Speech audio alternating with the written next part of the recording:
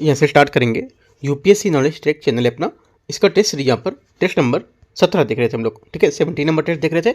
इसका part one मतलब यहाँ पे 50% क्वेश्चन हमने यहाँ से कवर कर लिए थे। आगे जो बचे वो क्वेश्चन आज पार्ट 2 में करेंगे, राइट। और यहाँ पर देखो ज्योग्राफी के हिसाब से तीसरा टेस्ट यहाँ पर है। इसमें से आपका भौतिक और यहाँ पर पर्यावरण जो भूगोल है वो यहाँ पर देखने को मिलेगा, राइट।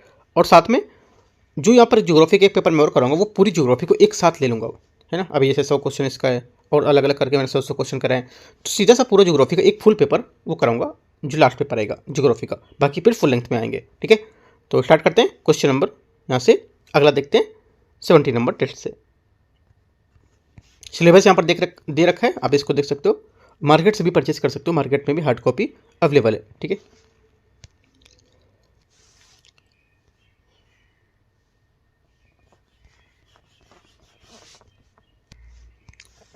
फिफ्टी 52 नंबर क्वेश्चन है। इसमें बोले ये डीएपी और यहाँ पर एनपीके के उर्वरकों के लिए यहाँ पर जो प्रमुख कच्चा माल है और भारत के यहाँ पर अपनी 90% जरूरतों के लिए आयात पर निर्भर होता है। ये किसकी बात कर रहे हैं, ठीक है। ये बात कर रहे हैं 52 का करेक्ट आंसर, ये रॉक फॉस्फेट के यहाँ पर बात करें। रॉक फॉस्फेट का तो DAP ammonium di ammonium phosphate, ठीक है। और एनपीके उर्वरक के लिए पर एक प्रमुख कच्चा माल होता है।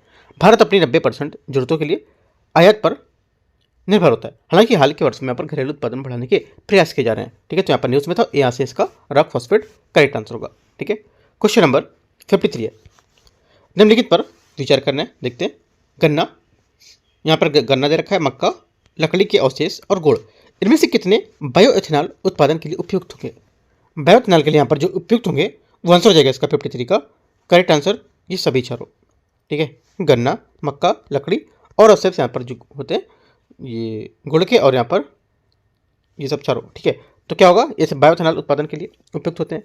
गन्ने का रस और गुड़, मोलासेस जो चीनी उद्योग का एक उत्पाद होता है और आमतौर पर इथेनॉल उत्पादन के लिए उपयोग किया जाता है, राइट। और जो मक्का लकड़ी के अवशेष यहाँ पर जैसे सेल्यूलोज आधारित यहाँ पर बायोमास है उसका भी उपयोग करते हैं। हालांकि इसके लिए विभिन्न प्रसंस्करण विधि की आवश्यकता होती है। तो यहाँ से आंसर डी सभी हो जाएगा।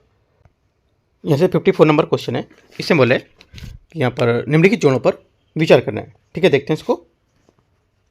पहला बोला है कांगो लोकतांत्रिक गणराज्य, ये कोबाल्ट है। पहली बात क्या होगी, पहली बात यहाँ से इसका स्टेटमेंट करेक्ट है, क्योंकि यहाँ पर जो कांगो लोकतांत्रिक गणराज्य है डीआरसी और कोबाल्ट से जोड़ा सही मेल खाता है, क्योंकि यहाँ पर डीआरसी दुनिया में कोबाल्ट का प्रमुख उत्पादक जो 2024 में वैश्विक आपूर्ति के लगभग 3/4 70% अधिक जिम्मेदार माना गया था।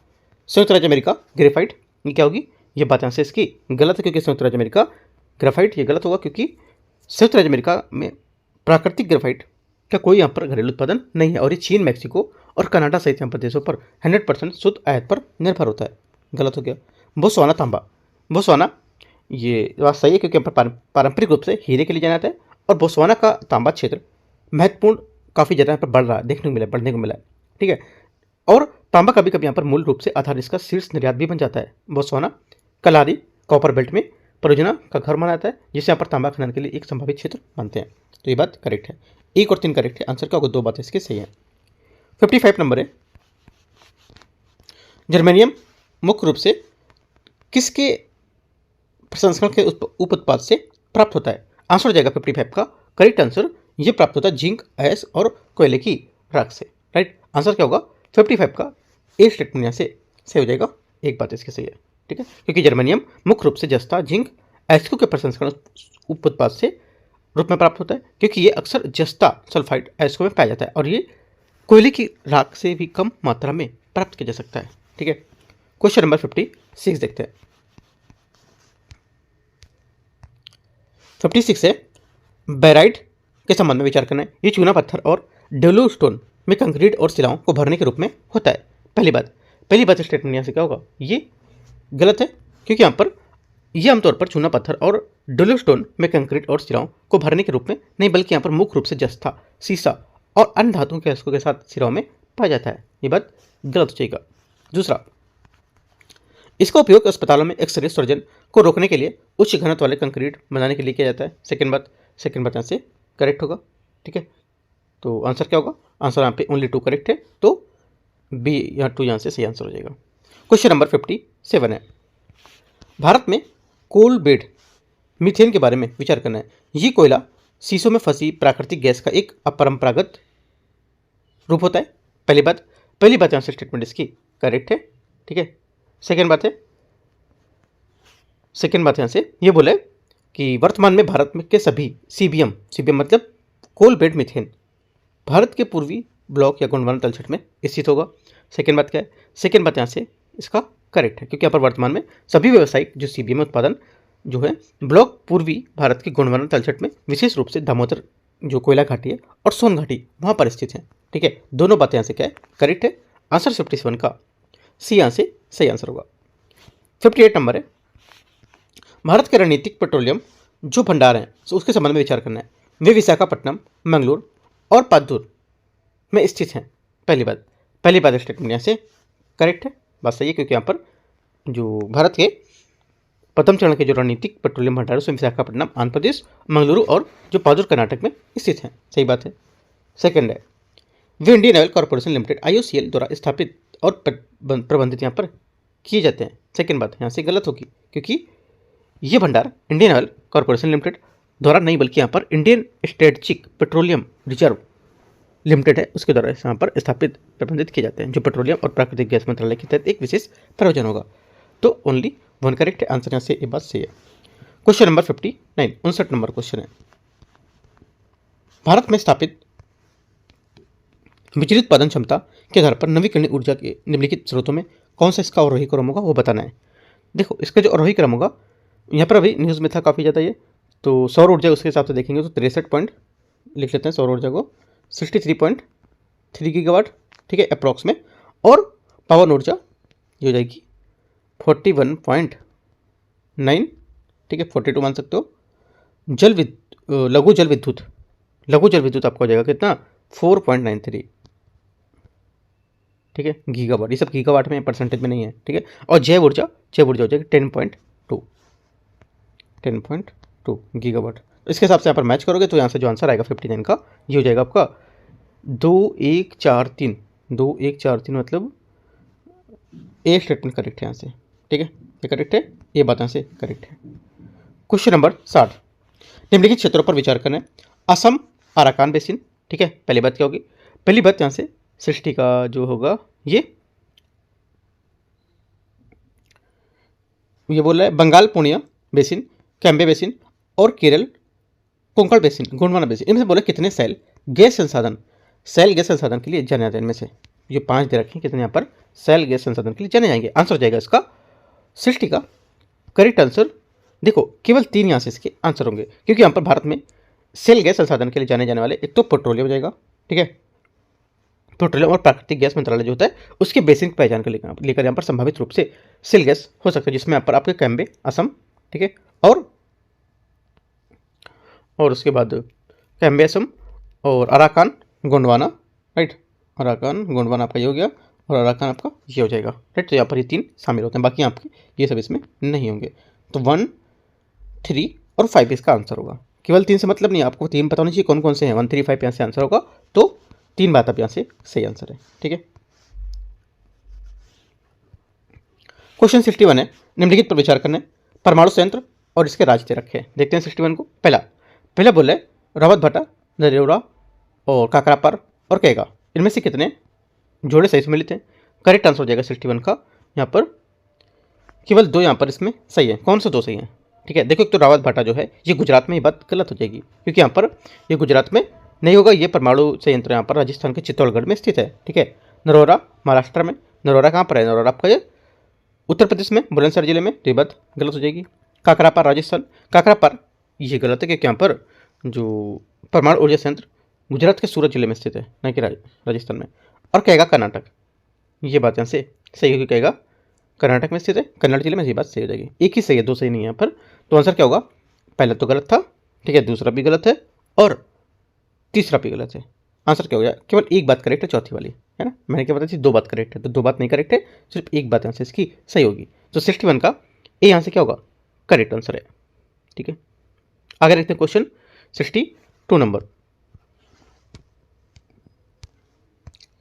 62 नंबर क्वेश्चन है, 62 नंबर। निम्नलिखित में से पहाड़ियों पर उत्तर से दक्षिण की ओर उनके स्थान के क्रम के अनुसार व्यवस्थित करना है। देखते हैं। देखो उनके हिसाब से व्यवस्थित करेंगे तो यहाँ से हो जाएगा पहला हमारा नल्लामला, ठीक है, सेकेंड वाला। उसके बाद पहला पालकोंडा, राइट। उसके बाद आपका जाएगा तीसरा जावड़ी, उसके बाद आपका चौथा आ जाएगा इलायची। ठीक है, तो 2 1 3 4 जो होगा यहाँ से इसका आंसर होगा। 2 1 3 4 मतलब बी नंबर यहाँ से आंसर होगा। अब थोड़ा सा इसके बारे में जान लेते हैं। देखो, जो नल्लामला है ये आंध्र प्रदेश और तेलंगाना राज्यों में स्थित है, सबसे उत्तरी भाग में। ठीक है, हो गया ये। आगे क्या, पालकोंडा। पालकोंडा ये नल्लामला के दक्षिण में आंध्र प्रदेश में स्थित है। ठीक है, जावड़ी, जावड़ी हो जाएगा ये पालकोंडा के दक्षिण में तमिलनाडु में स्थित है। और इलायची कार्डमम जो है ये तमिलनाडु और केरल के दक्षिणी भागों में स्थित है और सबसे दक्षिणी बिंदु है। राइट, तो यहाँ से सीरियल जो मैंने था बताया आपको कि पालकोंडा, सॉरी नल्लामला, पालकोंडा, जावड़ी और इलायची। राइट, याद रखना है। क्वेश्चन 63 है, निम्नलिखित पर विचार करना है। पहली बात है, नियमित काम की उपलब्धता, तीव्र जनसंख्या वृद्धि, स्थानीय संघर्ष और भूमि की उपलब्धता, इनमें से कितने प्रवास के लिए पुश कारक माने जाते हैं। पहले तो देखो पुश कारक होता क्या है, पर तो ये बात पता होनी चाहिए कि पुश कारक क्या है। राइट, देखो यहाँ पर जो पुश कारक होते हैं, भूमि की उपलब्धता, यदि मूल स्थान पर भूमि की जो कमी होती है या अनुपलब्धता बोलते हैं जिसको, उपलब्ध जो नहीं होती है, तो ये एक पुश कारक माना जा सकता है। लेकिन उपलब्धता स्वयं में एक तटस्थ और पुल कारक हो सकती है। ठीक है, और समान तौर पर खराब जीवन स्थितियाँ या सामाजिक आर्थिक पिछड़ापन पुश कारक के एग्जाम्पल माने जा सकते हैं। ठीक है, जो आप ये सकते हो। अब इसके बाद से आपको बताना क्या हो गया पुश कारक इसमें। देखो, एक तो पुश कारक हो जाएगा आपका यहाँ से नियमित काम की उपलब्धता। ठीक है, पहला क्या होगा, नियमित काम की उपलब्धता, यहाँ से ये पुश कारक नहीं है क्योंकि यहाँ पर ये पुल कारक है, अपकर्ष कारक मतलब जिसको बोलते हैं, क्योंकि लोगों को किसी स्थान के यहाँ पर और आकर्षित कर रहा है। क्या कर रहा है कि लोगों को किसी स्थान की ओर आकर्षित कर रहा है। ठीक है, जैसे कि नियमित काम की उपलब्धता। राइट, तो लिख सकते हो, एग्जाम काफ़ी इंपॉर्टेंट क्वेश्चन है। तीव्र जनसंख्या वृद्धि क्या होगा, देखो तीव्र जनसंख्या वृद्धि ये संसाधनों पर दबाव डाल रही है। ठीक है, और लोगों को बेहतर अवसर की तलाश करने में बाहर करने के लिए बात कर रही है, तो यहाँ पर एक पुश कारक होगा।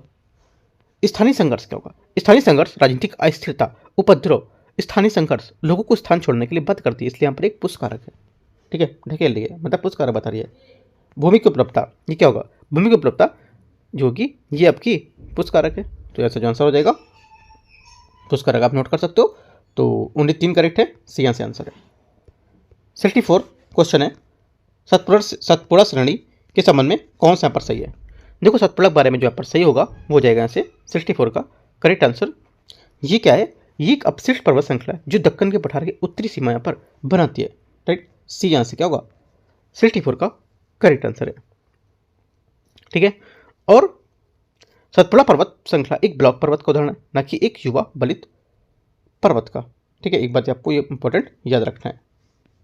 और ये नर्मदा और तापी नदियों की घाटियों के बीच एक दक्कन का पठार पर स्थित है, एक अपशिष्ट पर्वत श्रृंखला की। आगे क्वेश्चन देखते हैं 65 नंबर। एक पशुधन प्रणाली जो है नियोजित की जाती है जहां पर न्यूनतम लगातार यहाँ पर जो अधिकतम उत्पादन होते हैं उसके लिए यहाँ पर मुर्गी पालन, सुअर और मवेशी जैसे बड़ी संख्या में जानवरों को नियंत्रित भोजन और प्रजनन के साथ सीमित स्थानों पर रखा जाता है।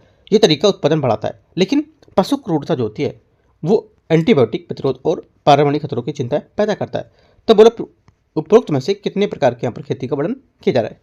आंसर हो जाएगा ये किस प्रकार की खेती का वर्णन किया जा रहा है, तो आंसर हो जाएगा 65 का करेक्ट आंसर। ये होती है हमारी फार्मिंग फैक्ट्री, है ना, फार्मिंग फैक्ट्री या फैक्ट्री फार्मिंग बोलते हैं जिसको, इसके बारे में यहाँ पर एक बात बता रही है। ठीक है, आंसर क्या होगा 65 का ए यहाँ से करेक्ट आंसर है। क्वेश्चन नंबर 66, निम्नलिखित में से कौन सा क्रम मालवा पठार से परे मध्य हाईलैंड्स के पूर्वी विस्तार का सही ढंग से दर्शाता है। आंसर हो जाएगा 66 का करेक्ट आंसर। ये दर्शाता है एक तो पहला बुंदेलखंड, ठीक है, दूसरा बघेलखंड और तीसरा छोटा नागपुर का पठार, क्योंकि मध्य हाईलैंड जो होते हैं ये पश्चिम में चौड़े और पूर्व में सक्रिय हो जाते हैं। मालवा पठार क्या होता है, पूर्व की ओर जो होता है ये विस्तार में स्थानीय रूप से पहले बुंदेलखंड और फिर यहाँ पर बघेलखंड कहा जाता था। ये पठार आगे पूर्व में छोटा नागपुर पठार के रूप में विस्तृत हो जाता है। आंसर यहाँ से ए सही हो जाएगा 66 का। 67 है, निम्नलिखित पर जोड़ों पर विचार करना है। पहली बात पहाड़ी पर्वत श्रृंखला, उच्चतम चोटी और यहाँ पर दे रखे हैं। ठीक है, देखते हैं इसको। कुमाऊं हिमालय ये क्या हुआ, ये नंदा देवी, राइट, उत्तराखंड के कुमाऊं हिमालय में स्थित है, चोटी है, ये बात क्या होगी करेक्ट है। Second Satpura range, Dhupgarh, Satpura range जो है इसकी रेंज में धूपगढ़ है, धूपगढ़ सतपुड़ा रेंज की उच्चतम चोटी भी है, हाईएस्ट चोटी भी है। Aravalli hills, Aravalli hills Guru Shikhar Aravalli range की उच्चतम चोटी है, ठीक है। और खासी हिल्स शिलोंग पीक, ये क्या है, खासी जो हिल्स है ये उच्चतम चोटी है। सभी चारों बातें यहाँ से करेक्ट है, तो डी आंसर क्या होगा, इसका आंसर हो जाएगा 67 का। 68 है, निम्नलिखित जोड़ियों पर विचार करना है, मैचिंग पर विचार करना। देखते हैं बंदरगाह का प्रकार और उदाहरण दे रखा है, ठीक है। आते हैं क्वेश्चन में। पहली बात, इसको बनाने दें तो दिखेगा थोड़ा सा। हाँ, पहला बोला एंट्री पोर्ट होनोलुलु। पहली बात क्या होगी, पहली बात यहाँ तो जो जाएगी ये क्या होगा, पहला करेक्ट है, ठीक है, क्योंकि यहाँ पर जो एंट्री पोर्ट है ये बंदरगाह है जो यहाँ पर पुनः ईंधन भरने और प्रावधानों को यहाँ पर आपूर्ति माल के ट्रांसशिपमेंट के लिए यहाँ पर मध्यवर्ती पड़ाव के रूप में काम करते हैं और अक्सर सीमा शुल्क से मुक्त होते हैं। सिंगापुर, हांगकांग के उदाहरण यहाँ पर, जबकि यहाँ पर होनोलुलु ने भी ऐतिहासिक रूप से प्रशांत व्यापार मार्गों में पोर्ट ऑफ कॉल के रूप में इसको काम करता था। ये बात सही हो जाएगा। सेकेंड, फेरी पोर्ट डोवर, ये भी बात करेक्ट है, क्योंकि यहाँ पर यात्रियों के वाहनों को फेरी पोर्ट से जुड़े यहाँ पर परिवहन है उसको लेकर के आमतौर पर छोटे जो मार्ग होते हैं। इंग्लैंड में डोवर इसका एक प्रमुख उदाहरण होगा, जो फ्रांस को जोड़ने वाला एक प्रमुख क्रॉस चैनल फेरी टर्मिनल है, जो यहाँ पर सही बताता है। पोर्ट ऑफ कॉल एडेन, ये भी बात यहाँ से करेक्ट है, क्योंकि पोर्ट ऑफ कॉल ये लंबी यात्रा के दौरान आपूर्ति या ईंधन भरने के लिए एक मध्यवर्ती पड़ाव होता है, जो प्रमुख शिपिंग मार्गों पर स्थित एडेन ऐतिहासिक रूप से महत्वपूर्ण और पोर्ट ऑफ कॉल ईंधन स्टेशन के रूप में काम करता है। ये भी करेक्ट है, तीनों बातें सही है, आंसर सी। क्वेश्चन नंबर 69 है, निम्नलिखित पर विचार करना है। पूर्वी तटीय मैदानों की विशेषता कयाल के रूप में तटीय झाड़ियों और तटीय झीलों और बैक वाटर की उपस्थिति होती है। पहली बात आंसर स्टेटमेंट इसका गलत होगा, क्योंकि यहाँ पर जो पूर्वी तटीय मैदान है इसकी विशेषता होती है कयाल के रूप में तटीय जो झील होती है उसमें बैक वाटर की उपस्थिति नहीं होती है, बल्कि कयाल पश्चिमी तटों में जो मलाबार होते हैं उसमें विशेषता होती है इसकी। ये बात गलत हो जाएगा। सेकेंड, पश्चिमी तटीय मैदान प्रमुख प्रायद्वीपीय नदियों द्वारा व्यापक नदी डेल्टा के निर्माण किए जाते हैं, ठीक है, निर्माण जाने जाते हैं। सेकेंड बात क्या होगी, सेकेंड बात भी गलत है, क्योंकि यहाँ पर पश्चिमी तटीय मैदान ये प्रमुख महाद्वीपीय नदियाँ द्वारा व्यापक नदी डेल्टा का निर्माण नहीं जाना जाता है, ठीक है, और ये पश्चिमी तट से सकरा होता है। यहाँ नदी जोरनदमुख, ठीक है, जो जिसको बोलते हैं इश्चरीज और बनाती है, राइट। ये व्यापक डेल्टा पूर्वी तटीय मैदानों की विशेषता होती है, ठीक है। दोनों बातें गलत हो जाएंगी। आंसर क्या होगा, 69 का दोनों गलत है, आंसर डी। क्वेश्चन 70 है, घर में निर्माण की काठ कुनी या धज्जी देवरी शैल पारंपरिक रूप से किस क्षेत्र से जुड़ी है? आंसर हो जाएगा 70 का करेक्ट आंसर, ये जुड़ी है पश्चिमी हिमालय से, ठीक है। धज्जी देवरी जिसे यहाँ पर काठ कुनी भी कहा जाता है, निर्माण से एक पारंपरिक क्या है, भूकंप प्रतिरोधी लकड़ी के फ्रेम का तरीका होता है, जिससे यहाँ पर एक पत्थर ईंट का उपयोग किया जाता है, और ये स्थापत्य शैली कश्मीर के व्यापक जो पश्चिमी हिमालय है उसका क्षेत्र का एक मूल समान तकनीकी होती है। क्वेश्चन नंबर 71 है, चिल्का और पुलिकट झील के बारे में क्या उदाहरण है, मतलब चिल्का और पुलिकट झील के कुछ एग्जाम्पल कौन कौन से बताना है।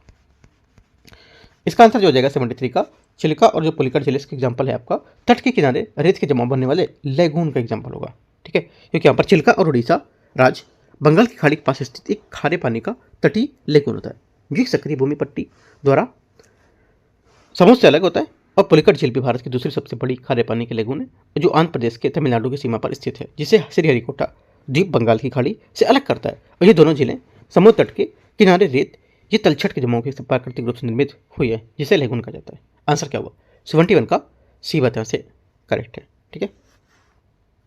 72 नंबर क्वेश्चन है, 72 नंबर क्वेश्चन, इसे बोले निम्नलिखित पर विचार करना है। कथन 1, कथन 2, दो कथन दे रखे। दक्षिण पश्चिम मानसून के मौसम के दौरान मानसूनी अवसाद आमतौर पर चक्रवाती तूफान में तीव्र नहीं होते। पहली बात यहाँ से स्टेटमेंट इसका करेक्ट है, ठीक है, क्योंकि यहाँ पर दक्षिण पश्चिम मानसून के दौरान मजबूत यहाँ पर ऊर्ध्वाधर पवन अपरूपण प्रचलित होता है, जो मानसूनी अवसाद को तीव्र जो चक्रवाती तूफानों में बदलने की प्रतिकूल परिस्थिति को बनाता है, ठीक है। और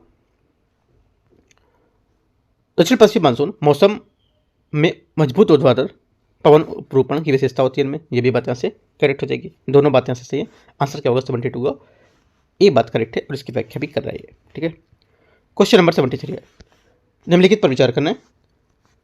तिब्बती पठार द्वारा ठंडी हवाओं का अवरुद्ध होना क्षोभमंडल में ऊपरी हवा का जो परिधि प्रध्रुवी भंवर, पछुआ और पूर्वी जलधाराएं और भूमि और समुद्र के विभेदक तापन, अल नीनो दक्षिण दोलन, इनमें से कितने कारक भारतीय मानसून को प्रभावित करते हैं? आंसर हो जाएगा 73 का करेक्ट आंसर।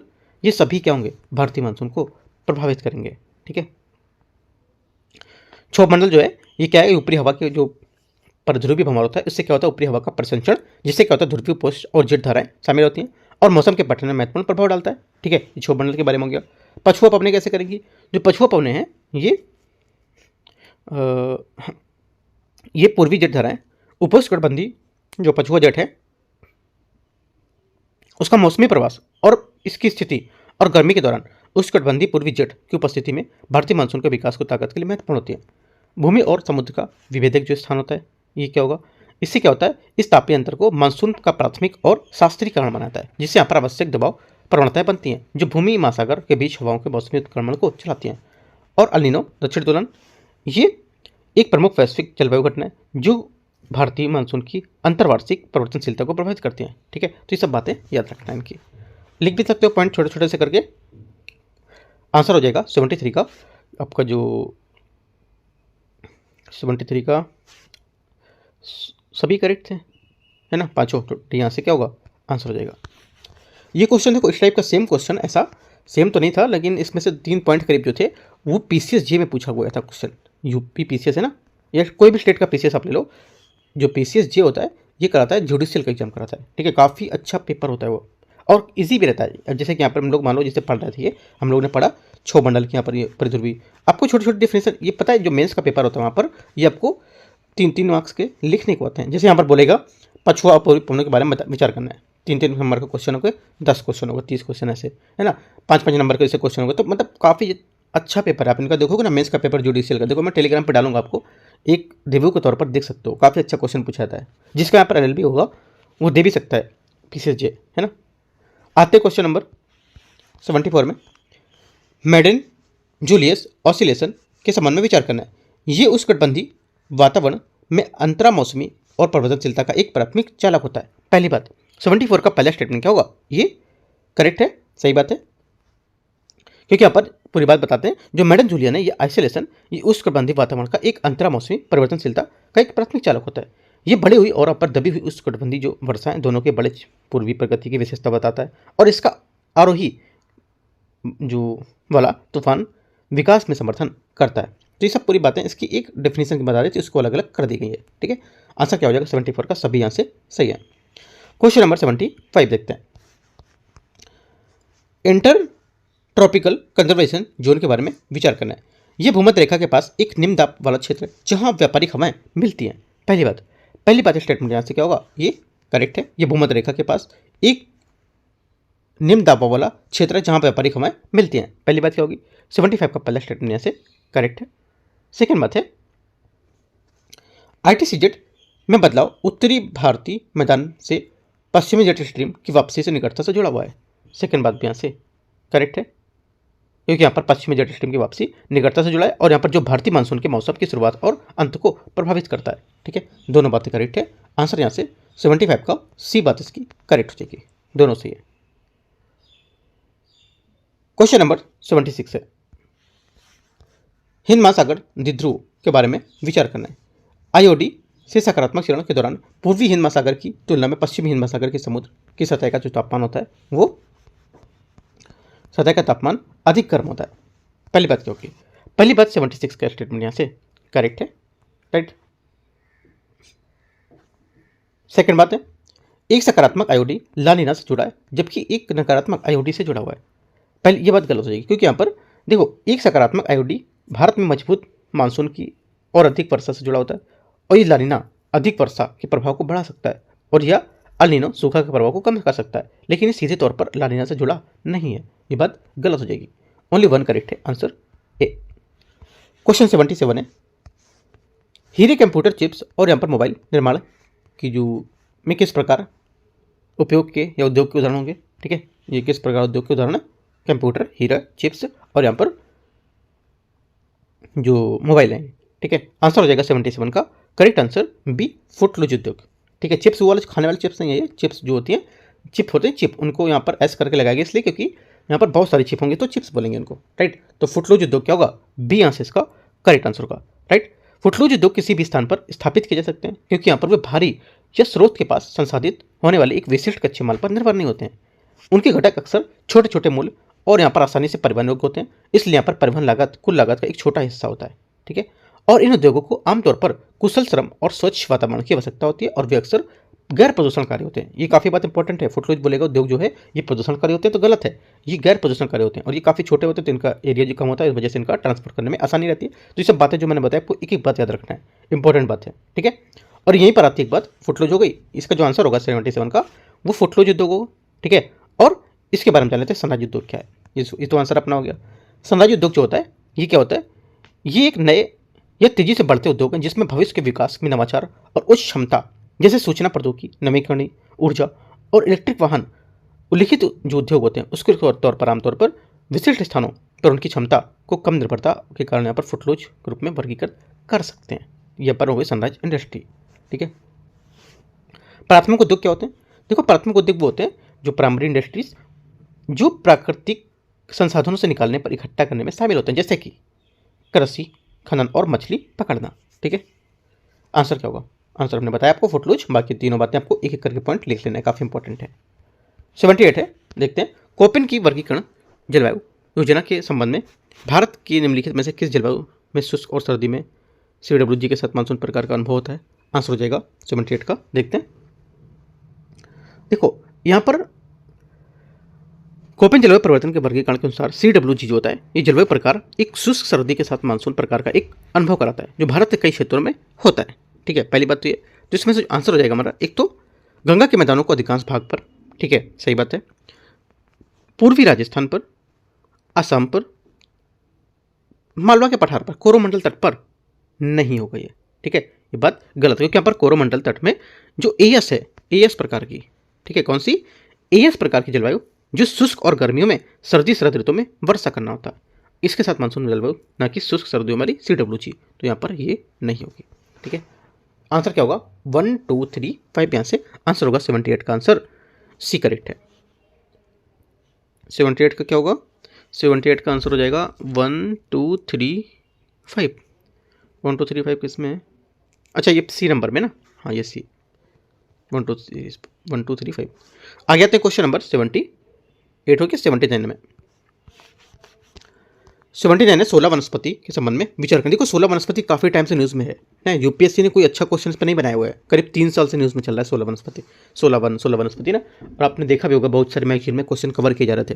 देखो न्यूज़ में जो आया मैगजीन उठा के तुरंत कवर कर लिया, कम से कम उसकी चीज़ें देखो क्या क्या चीज़ें पूछी जा रही हैं, है ना, उसके क्या यहाँ पर इसका पूछने का मोटिव है, क्या बोल रहा है वो, उन्होंने क्या मैगजीन उठाया और पूरी 16 वन और प्राकृतिक वनस्पति सब कुछ भर दिया एक पेज में, जो बात जो न्यूज़ में उसकी यहाँ पर समझानी चाहिए इनको क्या बोल रहा है, ठीक है। जैसे कि यहाँ पर 16 वनस्पति थी, बहुत सारा जो मैगजीन है उसमें मिला होगा आपको 16 वन मिला होगा, है ना, क्योंकि 16 वनस्पति है तो उन्होंने 16 वन भी डाल दिया, राइट।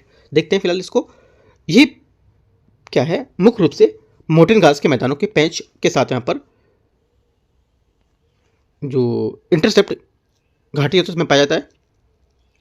पहली बात क्या होगी, 79 का पहला स्टेटमेंट यहाँ से करेक्ट है, ठीक है, सही बात है, क्योंकि 16 वन फॉरेस्ट से संबंधित ये बात सही है।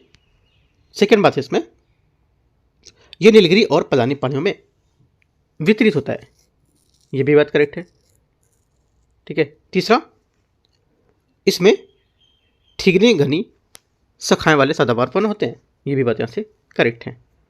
तीनों बातें यहाँ से क्या है, करेक्ट है। इसकी आंसर क्या होगा, 79 का आंसर हो जाएगा आपका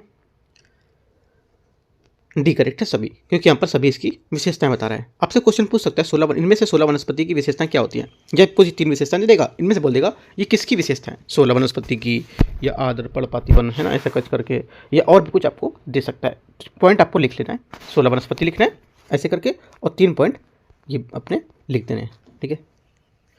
क्वेश्चन नंबर 80 है, 80 नंबर, भारत में बादल फटने के संबंध में विचार करने। पहली बात है ये बारिश की घटना के बाद बादल फटना के रूप में वर्गीकृत किया जाता है जब एक क्षेत्र में 1 घंटे के भीतर 10 सेंटीमीटर से अधिक या उससे अधिक बारिश होती है। पहली बात क्या होगी, 80 का पहला स्टेटमेंट यहाँ से, 80 नंबर का पहला स्टेटमेंट यहाँ से क्या होगा, करेक्ट है। सेकेंड यहाँ से पहाड़ी क्षेत्रों में हवाओं का ऑरोग्राफिक लिफ्ट उन्हें मैदान की तुलना में बादल फटने के प्रति अधिक संवेदनशील बनाता है। सेकंड बात क्या होगी? सेकंड बात भी यहाँ से करेक्ट है, क्योंकि यहाँ पर पहाड़ों से टकराकर ऊपर उठेगा और यहाँ पर उन्हें मैदानों की तुलना में बादल फटने के प्रति अधिक संवेदनशील बनाएगा। तो दोनों बातें यहाँ से इसकी करेक्ट हो जाएंगी। आंसर क्या होगा? 80 का करेक्ट आंसर, दोनों बातें इसकी सही है। सी यहाँ से सही आंसर है। मतलब एकदम फैक्चुअल पॉइंट यहाँ पर दे रखा है। अगर बादल कैसे फटेगा तो यहाँ पर पॉइंट लिख देगा ऐसा, ठीक है। घुमाया पॉइंट यहाँ पर नहीं गया इसमें कि आपको घुमा के फंसाया जाए। देखो कोई की चीज़ आपको पता भी होनी चाहिए कि हाँ क्या चीज़ें सही हैं। आप वरना हर चीज़ अगर हर स्टेटमेंट में गलती भर दिया जाएगा तो माइंड में एक गलत का पिक्चर ही बनेगा कि हाँ इसमें शायद कुछ गलत हो। क्वेश्चन जाके एग्जाम में भी हॉल में बैठेंगे ना तो यही माइंड में चलेगा इसमें क्या गलत है, गलत ढूंढना है, ठीक है। तो ये चीज़ नहीं, ये माइंड में बिल्कुल नहीं बताना है कि हाँ ये गलती मुझे ढूंढना है। आपको क्वेश्चन वहाँ पे सही रखना है कि क्या क्वेश्चन इसमें सही हो सकता है, पॉइंट है ना, ठीक है। आते हैं क्वेश्चन नंबर 81 में। निम्नलिखित में से कौन सी शुष्क उष्णकटिबंधीय पर्णपाती वनस्पति की विशेषता है? करेक्ट आंसर हो जाएगा 81 का यहाँ से बी। बी में कौन कौन सा? एक तो देखो यहाँ पर, देखो यहाँ पर क्या होगा, कौन सा था? 81 था ना, हाँ 81 था। इसमें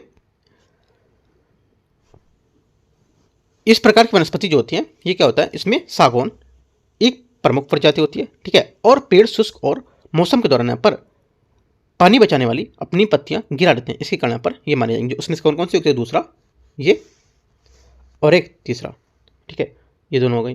और यहाँ पर जो गलत इसकी विशेषता होती है, जैसे कि आस पर शुष्क उष्णकटिबंधीय पर्णपाती वन में उन क्षेत्रों में पाए जाते हैं जहाँ वार्षिक वर्षा 70 से 100 सेंटीमीटर के बीच होती है, ना कि 100 सेंटीमीटर से 200 सेंटीमीटर के बीच। इसलिए पहली बात यहाँ से गलत हो जाएगी। 2-3 बातें इसकी करेक्ट है। ये आंसर हो जाएगा बी, करेक्ट है ना, हाँ बी यहाँ से क्या होगा इसका सही आंसर होगा, right. Question number 82, 82 number question है। मैंग्रोव प्रजातियों के निम्नलिखित जो यहाँ पर युग्म है उसके लेकर के IUCN रेड लिस्ट में विश्व स्तर पर संकटग्रस्त के रूप में सूचीबद्ध है। भारत में पाए जाने वाले और यहाँ पर कम बेश व्यवहारता और धीमी वृद्धि के कारण स्थानीय विलुप्ति के कगार पर है। तो किसकी बात कर रहे हैं? आंसर हो जाएगा 82 का करेक्ट आंसर यहाँ से हरिटिएरा फोम्स और यहाँ पर सोनेराटिया गिफिथी, ठीक है। आंसर यहाँ से बी सही आंसर हो जाएगा, ठीक है। ये क्या है? ये IUCN जो रेड लिस्ट में गंभीर रूप से संकटग्रस्त है, क्रिटिकल एंडेंजर्ड के रूप में यहाँ पर सूचीबद्ध और भारत में पाया जाता है, ठीक है। आंसर क्या होगा? बी यहाँ से सही आंसर है। क्वेश्चन 83 है। निम्नलिखित पर बायोस्फीयर रिजर्व है उसके बारे में विचार करने नीलगिरी, मानस, सिमलीपाल, सेलाचलम, अगस्तमाला इनमें से कितने यूनेस्को के man and the biosphere reserve का हिस्सा होंगे? MAB का करेक्ट आंसर हो जाएगा 83 का। ये 4 होंगे। इसमें से कौन कौन से? एक तो नीलगिरी है, ठीक है, राइट, 2000 में शामिल किया गया था। और मानस वर्तमान सूची में, MAB सूची में नहीं होगा मानस। सिमलीपाल 2009 में शामिल किया गया था।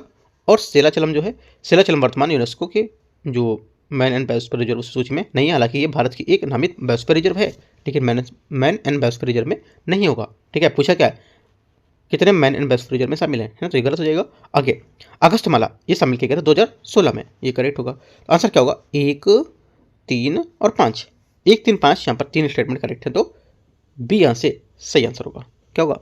बी करेक्ट आंसर है। आगे क्वेश्चन देखते हैं, क्वेश्चन नंबर 84। 84 है।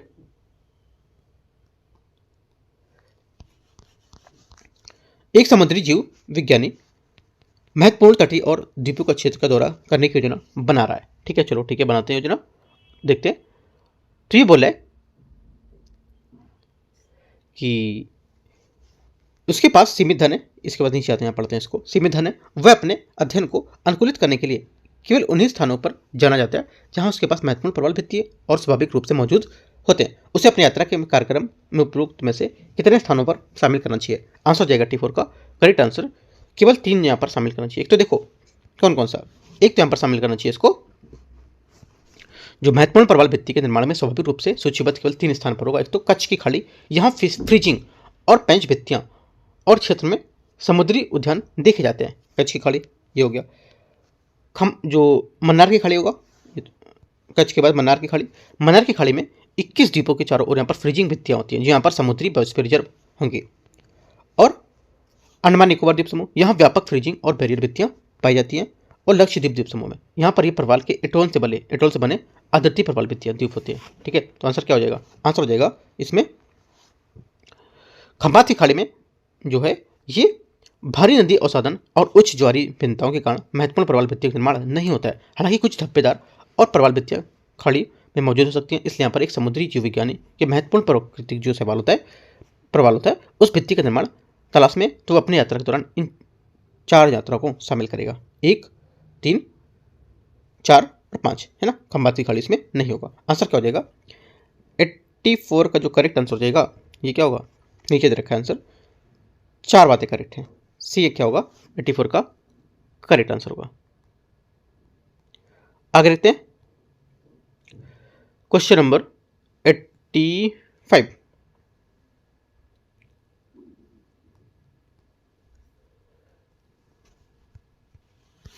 है निम्नलिखित में से कथनों पर विचार करना है।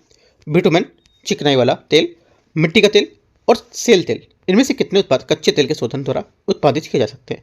करेक्ट आंसर हो जाएगा 85 का। देखो एक तो यहाँ पर बिटुमेनाई चिकनाई वाला तेल और मिट्टी का तेल ये सभी कच्चे तेल के रूप में प्रभाजी आसवन शोधन द्वारा उत्पादित किए जा सकते हैं, राइट। और लेकिन यहाँ पर जो सेल तेल है, सेल तेल का उत्पादन तेल, सेल चट्टान या केरोजिन, केरोसिन नहीं केरोजिन और पैरोलिसिस या थर्मल विघटन के माध्यम से होता है, ना कि यहाँ पर पारंपरिक कच्चे तेल के शोधन से। ये एक अपरंपरागत तेल है जिसे यहाँ पर रिफाइनरी उपयोग के लिए अपग्रेडेड किया जा सकता है, लेकिन ये एक मानक कच्चे तेल के जो शोधन की प्रक्रिया के रूप में सीधा उत्पाद नहीं मानते हैं, तो ये बात गलत हो जाएगी। ओनली 1, 2, 3 करेक्ट है, 3 बातें। आंसर हो जाएगा आपको 85 का 3 स्टेटमेंट इसके सही है। क्वेश्चन नंबर 86 है निम्नलिखित गतिविधियों पर विचार करना है। व्यापार और वाणिज्य, व्यापार, परिवहन, दूरसंचार, अनुसंधान और विकास, वित्तीय और कानूनी सलाहकार, इनमें से कितनी तृतीय गतिविधियां मानी जाती हैं, है ना। आंसर हो जाएगा तृतीय जो गतिविधियां ये सभी 5 तृतीय गतिविधियों की ही बात कर रहा है, राइट। देखो तृतीय गतिविधियों में मुख्य रूप से सभी सेवाओं में संबंधित जो व्यवसाय होते हैं वो शामिल किए जाते हैं, है ना। व्यापार और वाणिज्य, वस्तु का क्रय विक्रय संबंधित, ठीक है। परिवहन को लेकर के जैसे कि लोगों की वस्तुओं को लाने ले जाने के लेकर सेवा प्रदान करना, है ना, ये परिवहन में हो गया। और दूरसंचार में जैसे सेवाएं प्रदान, संचार सेवाएं प्रदान करना, राइट। और अनुसंधान विकास को लेकर के जैसे कि हालांकि अक्सर यहाँ पर चतुर्धारक और गतिविधि में जो अलग अलग वर्गीकृत किया जाता है इनको, जैसे अनुसंधान और विकास में व्यापक सेवा क्षेत्र के अंतर्गत आना, है ना। और वित्तीय यहाँ पर कानूनी सलाहकार में आ जाएगा कि जैसे कि पेशेवर परामर्श सेवाएं। तो ये सब आपके जो होंगे करेक्ट आंसर होगा इसका 86 का। सभी तृतीय के यहाँ पर क्या गतिविधियाँ हैं, डी यहाँ से आंसर है। 87 नंबर है 87 नंबर क्वेश्चन। भारत में राष्ट्रीय राजमार्ग के संबंध में विचार करना है। NH-44 देश का सबसे लंबा राजमार्ग है। पहली बात यहाँ से स्टेटमेंट ये क्या होगी? NH-44 देश का सबसे लंबा राजमार्ग, ये कथन एकदम करेक्ट है क्योंकि श्रीनगर से कन्याकुमारी तक यहाँ पर लगभग 3745 किलोमीटर तक फैला हुआ है और ये भारत का सबसे लंबा राष्ट्रीय राजमार्ग है, करेक्ट है। सेकेंड बात है रणनीतिक रूप से महत्वपूर्ण जोजिला सुरंग का उद्देश्य NH-1 पर यात्रा का सुविधाजनक बनाना। सेकेंड बात यहाँ से गलत है, ठीक है। तीसरा, ये मनाली मोटर मार्ग दुनिया का दूसरा सबसे ऊंचा मोटर मार्ग ये राजमार्ग होगा। सेकेंड बात यहाँ से जो थर्ड बात यहाँ से गलत होगी, ठीक है, क्योंकि यहाँ पर लेह मनाली मोटर मार्ग दुनिया का दूसरा सबसे ऊंचा मोटर मार्ग राजमार्ग होगा, ये गलत हो क्योंकि यहाँ पर हालांकि लेह मनाली राजमार्ग के कुछ हिस्से जो हैं तांगलांग लादर्रा बहुत ऊंचे मोटर योग दर होते हैं जो दुनिया का दूसरा सबसे ऊंचा मोटर योग राजमार्ग होने का दावा करता है, ठीक है। तो ये बात पहली वाली बात गलत हो जाएगी, ठीक है। आंसर क्या होगा? ओनली 1 करेक्ट है, एक बात इसकी सही है। 88 नंबर क्वेश्चन, 88 नंबर। निम्नलिखित पर विचार करना है। सांबर झील, वुलर झील और लुनार झील, ठीक है, इनमें से कितने खारे पानी की झीलें हैं? करेक्ट आंसर हो जाएगा 88 का। यहाँ पर केवल 2 हैं जो ये खारे पानी की झीलें। कौन कौन सी? सांबर झील एक खारे पानी की झील है और एक भारत की सबसे बड़ी अंतर्देशीय खारे पानी की झील मानी जाती है, ठीक है, करेक्ट हो गया। सेकेंड, वुलर झील। वुलर झील जम्मू कश्मीर में स्थित एशिया की सबसे बड़ी ताजे पानी की झील है, ताजे पानी की हो गई। लोनार एक खारे पानी की झील है और एक उल्का पिंड के प्रभाव के बनी एक अनूठी झील मानी जाती है, इसलिए क्या होगा यहाँ से जो सांभर लोनार दोनों खारे पानी की झील है। आंसर 1 और 3 2 बातें सही है। क्वेश्चन नंबर 89, भारत में निम्नलिखित में से कौन सा क्षेत्र भूजल का सबसे बड़ा उपभोक्ता होगा? भूजल का सबसे बड़ा उपभोक्ता में से कौन से? करेक्ट आंसर हो जाएगा 89 का कृषि गतिविधियां, है ना। भारत में कृषि क्षेत्र में भूजल का सबसे बड़ा उपभोक्ता होता है और सिंचाई के लिए यहाँ पर उपयोग किए जाने वाले जो निकाले गए भूजल उसका लगभग इतना 89% क्या करता है, इसी का होता है। और घरेलू उपयोग में कितना? 9%, ठीक है, और दूसरा सबसे बड़ा उपभोक्ता इसके बाद औद्योगिक 2% होता है। ठीक है, सिर्फ 2%, याद रखना है, डेटा काफ़ी इंपॉर्टेंट है ये। ठीक है, 89 का ए आंसर करेक्ट है। क्वेश्चन नंबर 90 पेट्रोलॉजी के संबंध में लिथिफिकेशन की प्रक्रिया क्या बताती है? ठीक है, देखो लिथिफिकेशन जो होता है ये सेल भवन वह जटिल प्रक्रिया होती है जिसमें तलछट के ढीले ताजा जमाव हुए यहाँ पर जो दाने हैं, जैसे रेत, गाद, मिट्टी होती है, उसके दबाव में संकुचित होना और धीरे धीरे यहाँ पर ठोस औषधि में चट्टानों में परिवर्तित होना, आपस में जुड़ जाना, इस प्रक्रिया को ही संपीड़ित सीमेंटेशन और पुनर्संरचना शामिल होती है इसमें। तो आंसर क्या होगा? आंसर हो जाएगा समय की तलछटों में औषधि चट्टानों का रूपांतरण, बी यहाँ से करेक्ट आंसर होगा। ठीक है, देखो ये यहाँ से तो घूम जाओगे आंसर, सिर्फ जो मैंने बात बताई आपको वो बात याद रखना है, उसके हिसाब से कर लोगे फिर ये। ठीक है, क्वेश्चन 91 है, भारत में जल निकासी बेसिन के संबंध में विचार करना है। हिमालय और पारादीपी दोनों नदियों अपने कटाव के आधार पर स्तर को प्राप्त कर चुकी हैं। पहली बात, 91 का पहला स्टेटमेंट यहाँ से क्या होगा? ये पहली बात यहाँ से इसकी, देखो हिमालय और यहाँ पर पारादीपी दोनों नदियाँ कटाव के आधार पर स्तर को प्राप्त हो चुकी हैं। ये बात गलत है क्योंकि हिमालय की नदियाँ अभी भी यहाँ पर अपनी युवावस्था में और कटाव की सक्रिय सीमा में हैं। ठीक है, और जबकि प्रारंभिक नदियाँ परिपक्व अवस्था में जो लगभग अपने आधा स्तर को पार कर चुकी हैं, तो ये बात गलत हो जाएगी। सेकेंड बात बोले हिमालय की नदियों में 12 मासी प्रभाव होता है, जबकि यहाँ पर प्रारंभिक नदियों में मौसमी प्रभाव होता है। ये बात यहाँ से करेक्ट है। ठीक है, जिससे यहाँ पर पानी बना रहता है क्योंकि यहाँ पर हिमनद के पिघलने से दोनों और पानी प्राप्त करती रहती है। ठीक है, ये बात सही है, पहला गलत था। तीसरा देखते हैं, तीसरा है हिमालय की नदियाँ अपनी युवावस्था में जबकि प्रारंभिक नदियाँ विकास की परिपक्व अवस्था में पहुंच चुकी हैं। तीसरी बात भी यहाँ से करेक्ट है। ठीक है, क्योंकि यहाँ पर हिमालय नदियाँ युवा फलित पर्वतों से निकलती हैं और गहरी वी आकार की घाटियाँ बनाती हैं जो उनकी युवावस्था को दर्शाती हैं, और प्रारंभिक नदियाँ पुराने पठार से होकर बहती हैं और जो जिनकी घाटियाँ चौड़ी और उथली होती हैं जो उनकी परिपक्व अवस्था को संकेत देती हैं। 2-3 करेक्ट है आंसर बी। 92 नंबर क्वेश्चन है, देखते हैं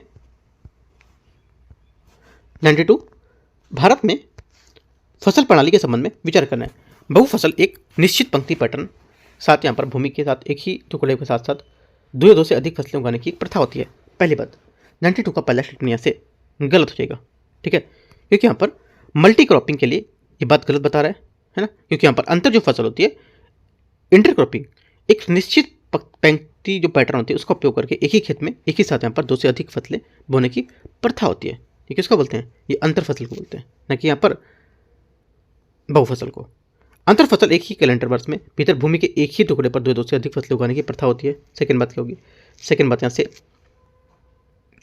ये भी गलत है क्योंकि यहाँ पर अंतर फसल के लिए ये भी बात गलत बता रहा है, ये बहुफसल की बात बता रहा है ना। एक ही कैलेंडर के भीतर यहाँ पर जो करने की प्रथा जिसमें यहाँ पर क्रमिक रूप से एक साथ उगाना शामिल हो सकता है, तो ये बात गलत हो जाएगी। दोनों बातें एक दूसरे की अपोजिट बता दी इसने। आंसर क्या होगा? 92 का डी, कोई सही नहीं है। 93 है, भारत में मिट्टी के कटाव की समस्या निम्नलिखित में से किससे जुड़ी हुई होती है? आंसर हो जाएगा 93 का करेक्ट आंसर,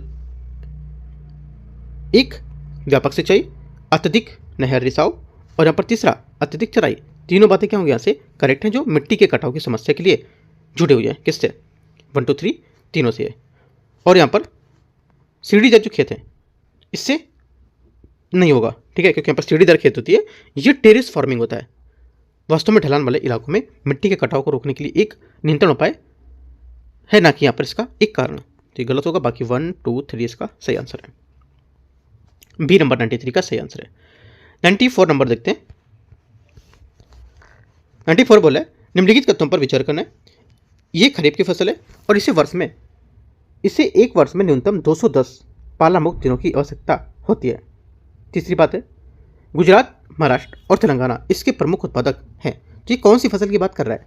94 का जो आंसर हो जाएगा यहाँ से ये बात कर रहा है कपास की।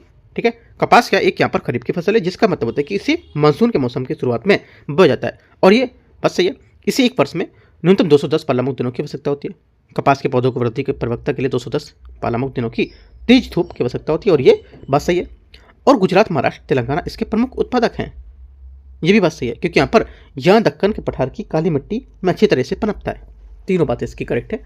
आंसर क्या होगा जिसमें से बात कर रहा है कपास की? 95 है भारत में अंतर्देशीय जलमार्ग के बारे में विचार करना है। राष्ट्रीय जलमार्ग 1, राष्ट्रीय जलमार्ग 2, राष्ट्रीय जलमार्ग 4। ठीक है, देखते हैं। पहला बोला है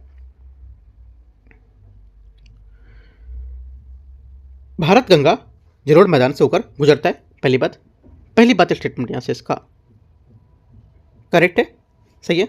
सेकंड, ब्रह्मपुत्र नदी के सदियों धुबरी खंड में शामिल है, ये भी बात यहाँ से करेक्ट है, ठीक है। तीसरी बात यहाँ से गलत है, क्योंकि यहाँ पर यह बोल रहा है कि राष्ट्रीय जलमार्ग 4 भारत का सबसे लंबा अंतर्देशीय जलमार्ग होगा, ये बात गलत है, क्योंकि भारत का सबसे लंबा जो राष्ट्रीय जलमार्ग है, राष्ट्रीय जलमार्ग वन नेशनल वाटरवेज फर्स्ट है, जिसकी लंबाई 1620 किलोमीटर है, ये बात गलत हो जाएगी, है ना। आंसर क्या होगा? ओनली 1 2 करेक्ट है, तो ये स्टेटमेंट यहाँ से 95 का सही हो जाएगा। 96 नंबर है, निम्नलिखित पर विचार करने देखते हैं। ये बोला है तमिलनाडु भारत के सबसे अधिक शहरीकृत राज्य है, इसके बाद महाराष्ट्र का स्थान आता है। मतलब बोला है तमिलनाडु भारत के सबसे अधिक शहरीकृत राज्य, इसके बाद महाराष्ट्र का स्थान आता है। पहली बात क्या होगी? 96 का पहला स्टेटमेंट यहाँ से क्या होगा? पहला स्टेटमेंट यहाँ से करेक्ट है, एकदम सही बात है, ठीक है, क्योंकि 2011 की जनगणना के अनुसार जो तमिलनाडु में 48% शहरी आबादी के साथ यहाँ पर सबसे अधिक शहरीकृत प्रमुख राज्य के हिसाब से, उसके बाद केरल, उसके बाद फिर महाराष्ट्र, ठीक है। लेकिन यहाँ पर केरल दिया नहीं, तो इसके हिसाब से महाराष्ट्र लेंगे, राइट। आगे, दिल्ली भारत में सबसे अधिक शहरीकृत केंद्र शासित प्रदेशों में, इसके बाद चंडीगढ़ का स्थान आता है। सेकंड बात भी यहाँ से करेक्ट है, क्योंकि यहाँ पर सभी केंद्र शासित प्रदेशों में यहाँ पे दिल्ली कितना 97.5% लोग कितना है शहरी है यहाँ पर, और चंडीगढ़ में 97.25, कुछ ही अंतर है, ठीक है, छोटा सा अंतर। तो सबसे अधिक शहरीकृत में यहाँ पर ये बात करेक्ट हो जाएगी, दोनों बातें सही है, answer C.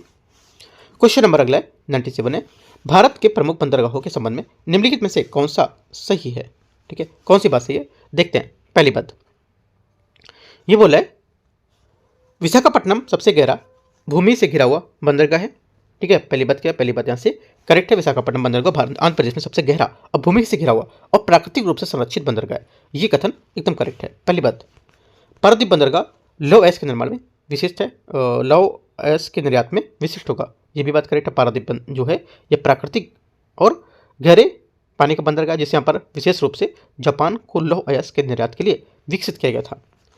Shyama Prasad Mukherjee port एक ज्वारी अंतर्देशीय नदी बंदरगाह है, तीसरी बात भी यहाँ से करेक्ट होगी। श्यामा प्रसाद मुखर्जी पोर्ट, जिसे पहले कोलकाता पोर्ट ऑफ ट्रस्ट के नाम से जाना जाता था, ये हुबली नदी पर स्थित है, ठीक है, और एक प्रमुख नदी बंदरगाह है जिसको लेकर के यहाँ पर ज्वार पर निर्भर होता है, ये बात करेक्ट है, तीनों बातें सही है।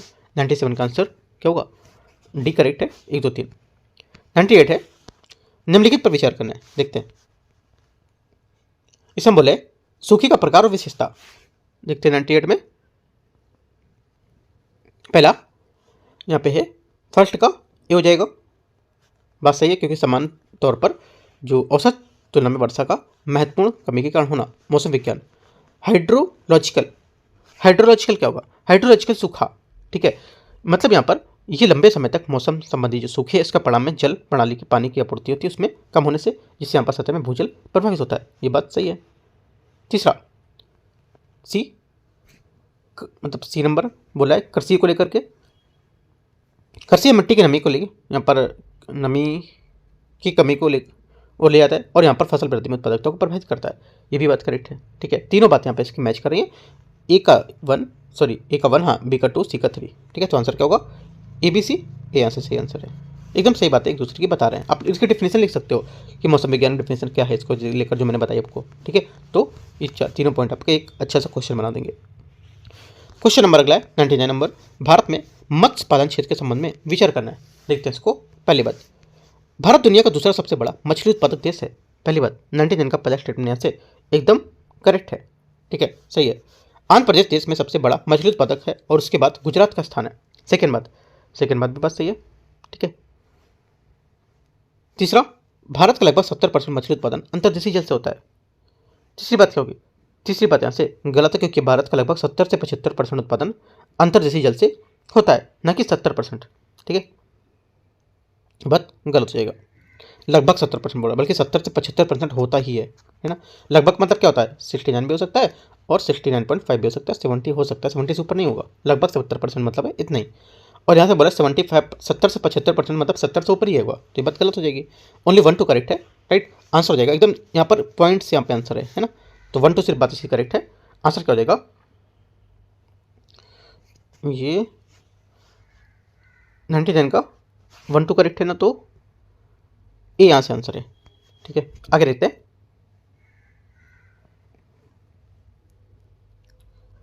क्वेश्चन नंबर 100 है।